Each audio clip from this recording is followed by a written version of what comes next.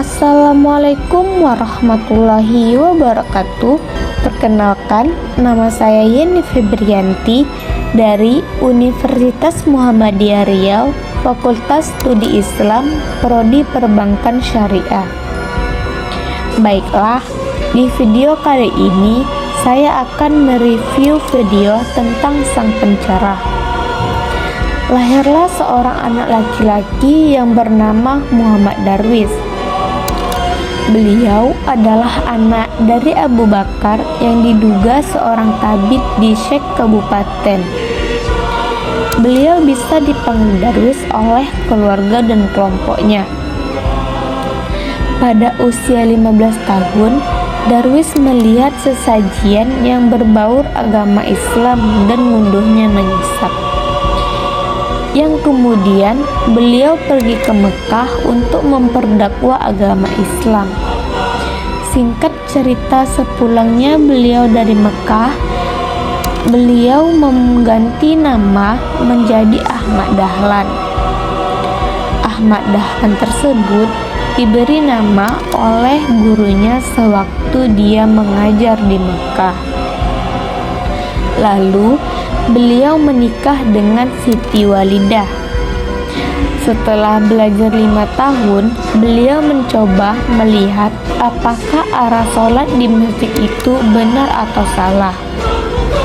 Lalu beliau mengukur menggunakan kompas dan menghitung jarak pada peta.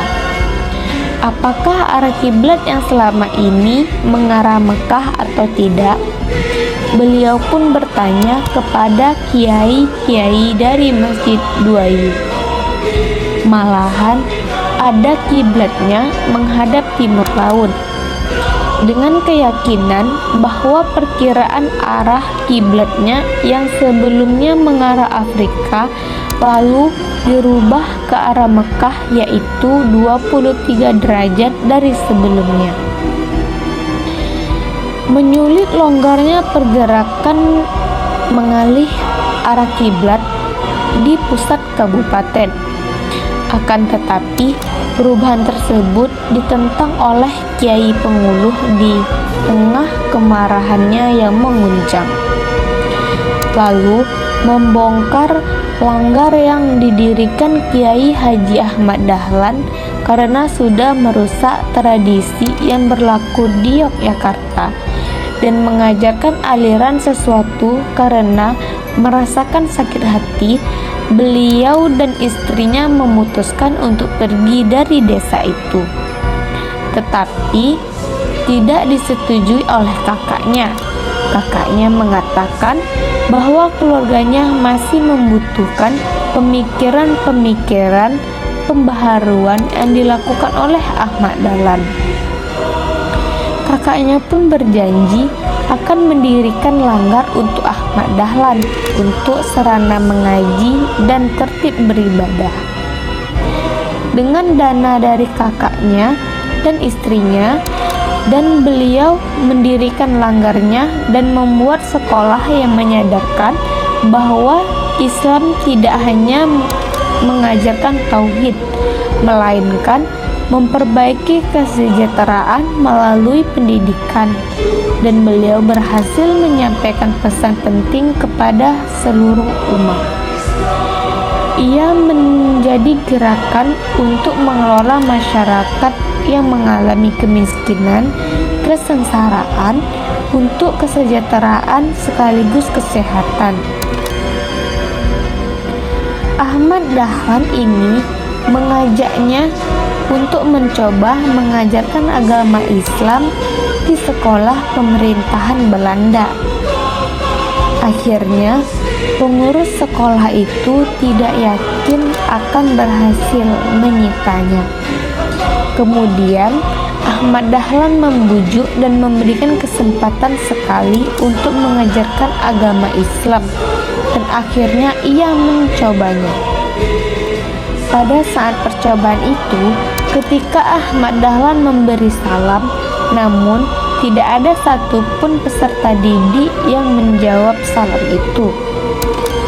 Dan untuk ketiga kalinya mengucapkan salam, ada salah satu peserta didik yang kesulitan dan berbicara ngegas. Namun, Ahmad Dahlan tidak marah, melainkan menerangkan kebesaran Allah kepada manusia. Karena cara mengajarnya mengasihkan dan membuat peserta didik pun tertarik diajarkan oleh beliau. Dan beliau pun gersik menjadi guru di sekolah itu.